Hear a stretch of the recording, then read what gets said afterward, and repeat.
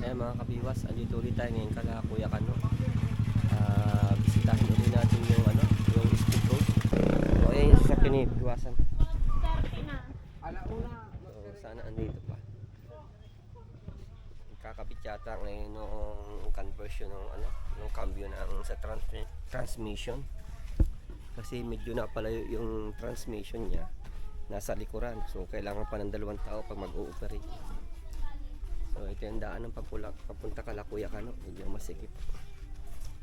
So ayan pakata na yan mga kabiwas. So mangrove area. Andun sila. So lalapit tayo dun. Dito muna tayo kay Kuya Kano mga kabiwas. Yan yung si Kuya Kano. Shout out. Shout out sa may bahay ni Kuya Kano. Makikikain tayo muna kabiwas. Joke na, nagkain na. Tumahan tayo dito sa bangka. Kaya ganun, dito muna ako. Ito eh. So, dito ulit tayo sa dating dinaanan. Papunta sa MB Victor. Sige. Yan si Biguasan. So, alito rin siya sa Pakatan. Sa likod ng bahay nila Kuya Kano. Diyan yan lumalabas kapag lumalaot. Akyat. Putik.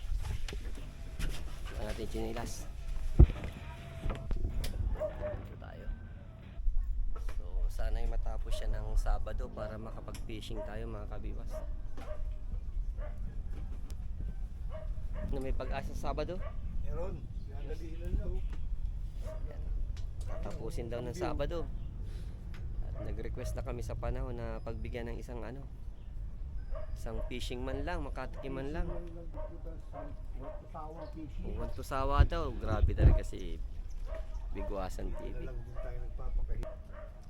Sayang yung fish pond mo dyan. Ha? Yan ako. So dito sa lugar na ito mga kabiwas, sa likod nila Kuya Kano, yung pakata na yan, palabas na yan dun sa may tulay. Dito mga nagpaparking yung mga fishing boat. Ayan, dami oh. 1, 2, 3, 4, 5, 6, 7, 8, 9, 10 dito pa sa kabila doon, marami pang fishing boat doon. So dito sila nag-iipon kapag gantong masama ang panahon.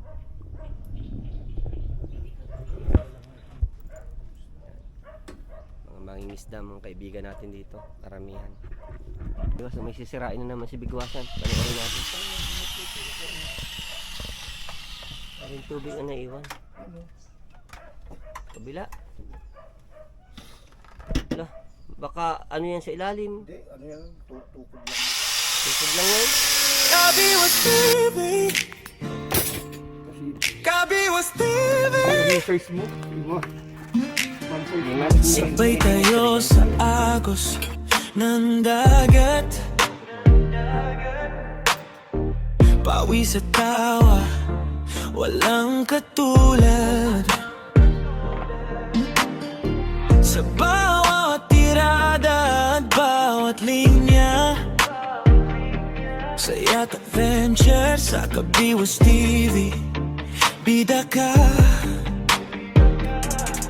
huli o wala, huwag mag-alala. Ang importante ligaya at alaala.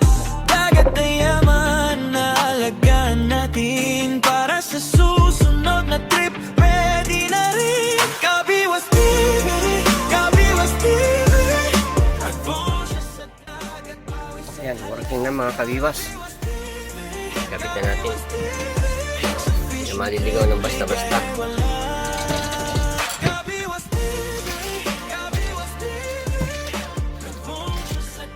Nag-broad pa naman mga kabiwas. Buti yan, nagbalik. Nawawala. Natatanggal lang yata dyan sa pagkasaksak. Nagkaroon, tapos nawala. Ayan, okay na yung gawain natin dito. Naikabit na natin yung compass natin, yung magnetic compass. Balik na rin tayo, palabas na tayo at di pa tayo natanghalian mga kabiwas.